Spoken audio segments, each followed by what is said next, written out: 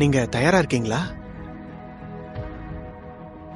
என் பிதாவின் விருப்பத்தை செய்ய நான் எப்பவும் தயாரா இருக்கேன். அதனால அது அவ்வளவு சுலபமாயிடாது.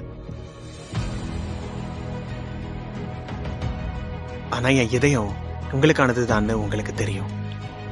என் வாழ்க்கையே உங்களோட தான். வயசான 2 பேருக்கு அதிசயிக்கத்தக்க வகையில நான் கருவா உருவானதுக்கான ஒரே காரணம் உங்களுக்கான வழி ஆயத்தம் செய்யத்தான்.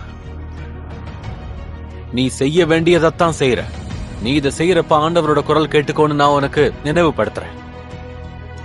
எப்பவுமே